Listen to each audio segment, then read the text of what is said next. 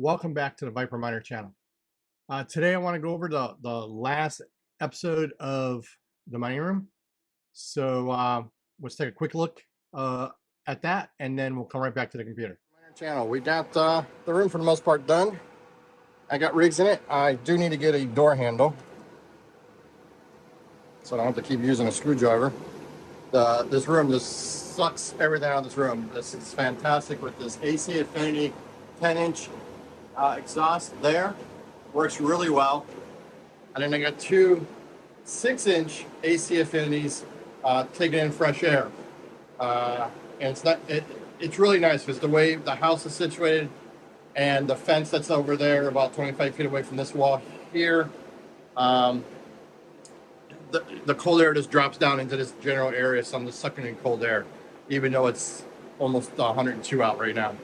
All right, so I do have to have a dehumidifier going because it's just been raining in Florida like 7 days in a row, 8 days in a row now, every afternoon. I have 3 rigs down in here right now, so it's Blackbird, Raptor, and Viper, along with the Mini Doge down there. I'll bring in more once I get these shelves cleaned up. There'll be some venta frames in here. I have a couple. Actually I have several Windows and Macs mining as well, so I'm gonna have to figure out what to do. Right now, on my 20 amp PDU, I'm pulling about 28.5, 12 amps on that 20 amp circuit. I have a 30 amp circuit that's still upstairs that will eventually come down here. Obviously, I'm gonna have to do that before I bring the rest of the rigs down as well. But I wanted to get in this section of where these were all at out of there because it was just too hot and it was up near the bedrooms, and it made sleeping like incredibly tough. I did put 2 box fans down here, just kind of circulating some of the hot air to make sure the hot air all goes this way and up, which it does seem to be doing. A little pro tip, I guess you could say, for airflow: if you go to any safety store, firefighters always use what's called canned smoke. It's artificial smoke to go test smoke detectors and that. And so back in the day when I was doing all that, so I still had some left over. Just kind of put that where you want to see your airflow is, and you'll see exactly where your airflow goes. It doesn't hurt your rigs or anything else like that. So I'm going to jump out of here so this way we can get into the desk area, and I can talk to you guys a little bit more. So I'll see you there. All right, so that's the mining room. I have a couple more things that have to be done on it. Obviously, I need a door lock on there, and I've got I do have a 240 cable going from one side of the room to the other side of the room for the rigs. Originally, I was going to put the rigs on the other side, and I don't know what I was thinking, but I wanted that 240 box and the additional 240 30 amp that I'm going to be bringing in on the cinder block, so be secure. It is a garage, so there's a lot of stuff that goes on in my garage, so I didn't want an accidental knockage of a wall, and that cable, all that power is sitting on that particular wall. So I have that's on Amazon. I'll bring that down and around and into the PDU that's by the rigs, so I won't have to cross the floor all the time. And then I will probably paint and seal and tape and mud the outside. It is so hot here in Florida. It is 109 right now. The temperature is just incredible upstairs in that one particular room where I was mining, and I'd be 120, 125 degrees in there, and I had to get it down. So there's a couple things that still have to be fixed, but for the most part, that room is operating just fine. Like I said, it's 109 today, and it's 98 degrees at the very top of where the exit is for the exhaust, and which is fantastic. It's the best temperature I've ever had in the mining room. And if you go down below to the rigs, it's 96, 95, which is really nice. The power supplies I put on the top of the of the 3080 rack because those are the big ones, especially that 1200 one. It's just, it gets so hot. So I was hoping that the air would just go up. I had to put a fan going across, as you saw the small fan going across. There's a 750, 1200, and a 750. Eventually there are 1250 because it's more efficient. But and then I put two fans on the floor to kind of like circulate the air a little bit better. I found a dead spot right where that 1200 watt power supply was, where the air wasn't really flowing. And so what I did is, if you go to any safety store, I don't know if you were able to hear what I was saying in the mining room. It is loud in there, and I do apologize. But it's called can of smoke, or smoke in a can. And what you can do is you spray this stuff, and it's what the fire department uses to test fire detectors, smoke detectors, and that. So what happens is you'll see the smoke come out, and it'll just follow the air, right? So if it's going through the exhaust, it should just gradually go up there, right? And you just want a nice even flow that's going up. And so I found that in one little area, it wasn't really moving. It would take forever to rise out. So putting the fan there, got it back in kind of like the jet stream, and it worked just fine. I suggest that over anything else. I've had people tell me, oh, they use baby powder. Well, the problem with that is that, first of all, it gets caked everywhere, right? It doesn't disappear. And what does get sucked into your fans, the blades get kicked up. So baby powder is really not a good answer. Some people light matches and see what the smoke goes. Oh, first of all, that's a lot of lighting on matches, and that's very highly dangerous. Don't recommend that whatsoever. The can smoke in a can is phenomenal. It works great. It doesn't leave a residue. Just don't spray it near a smoke detector, and you'll be good to go. I did have somebody goes, "We'll just smoke a cigar in there." I was like, I did that the first time, and this is a lot easier. So, and that's pretty much it. The mining room is doing really good. I am really happy on the results. I have some more stuff to do, but it's minor, and I'll just do it throughout, my downtimes and stuff like that. I do want to concentrate on some more maintenance on the rigs. The rigs that are in there's 3 rigs on a mini Doge.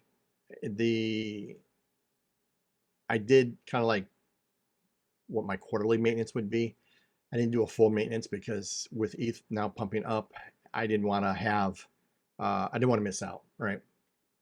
So I basically kind of like, I have a small little toothbrush that I use, and I spray, not spray, but blow air across the fins, make sure everything's repaste. The CPU needs to be repaced on that, and then I have a bunch of CPUs that need to be not CPUs but GPUs that need to be repaced and repadded. They are better now because I'm getting better airflow, but they still need to be maintenance on that standpoint. So let's pop over to the computer here.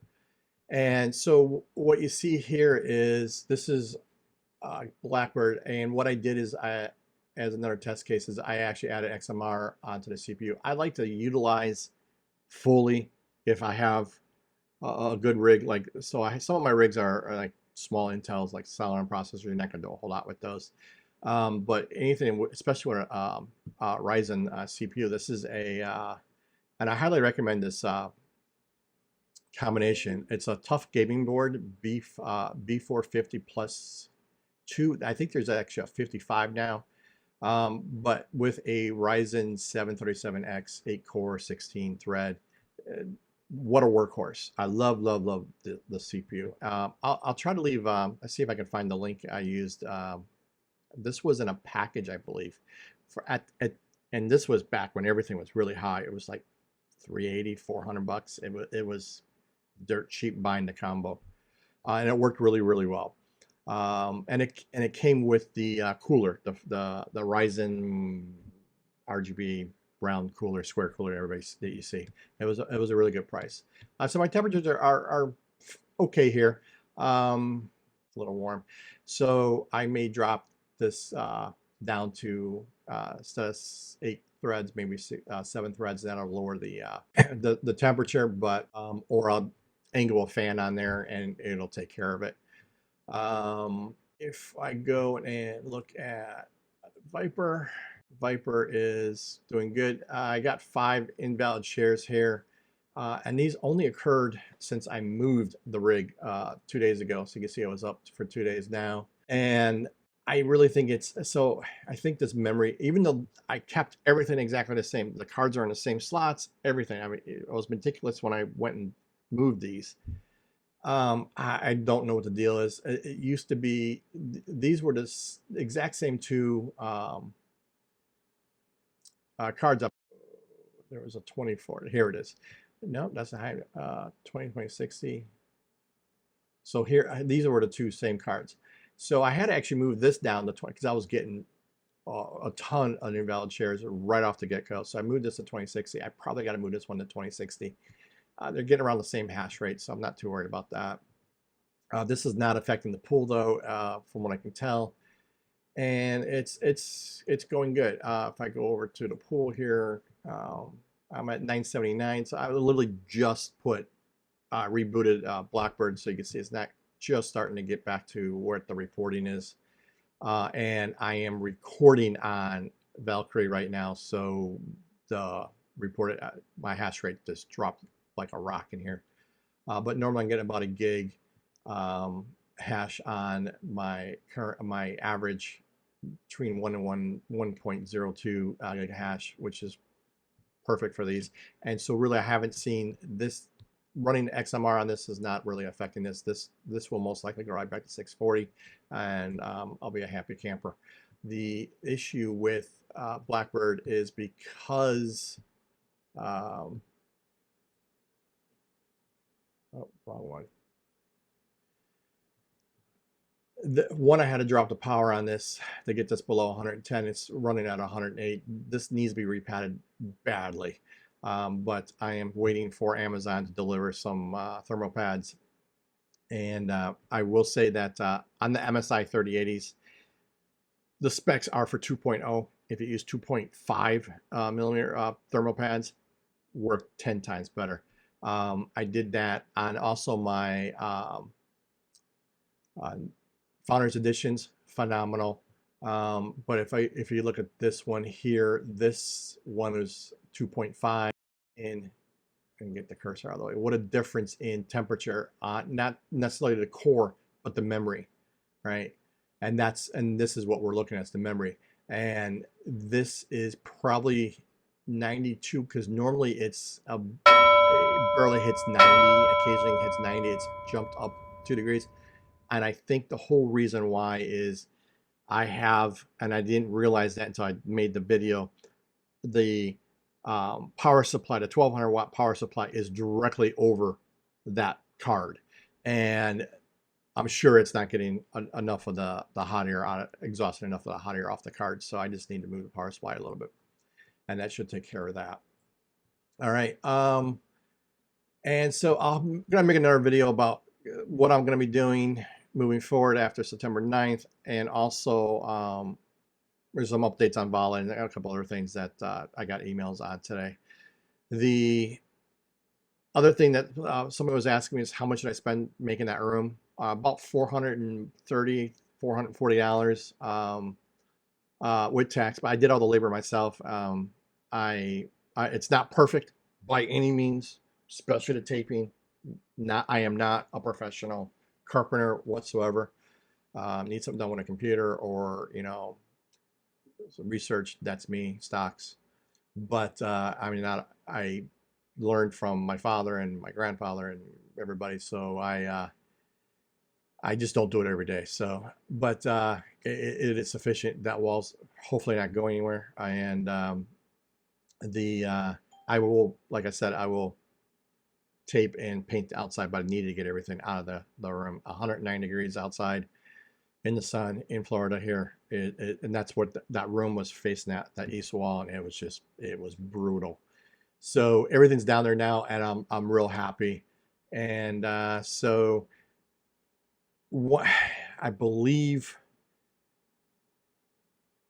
I think it's August 3rd or August 4th of mine, and that's why I'm still mining ETH right now, is my last GPU that I bought and my card and my room will be fully paid off. Um, everything, and then I reinvest. So that's just how the business is. But I will be back in 100% in the green again, with no, no payment on anything per se. I buy everything cash, but it's my return on investment will be 100%. So I'm real happy about that as well. Fingers crossed that it stays until August 3rd. And I'll talk more about the September 9th date that's coming up. That's soft date, which is the first date that we got. But in the meantime, be safe, God bless, and be profitable in this bear market.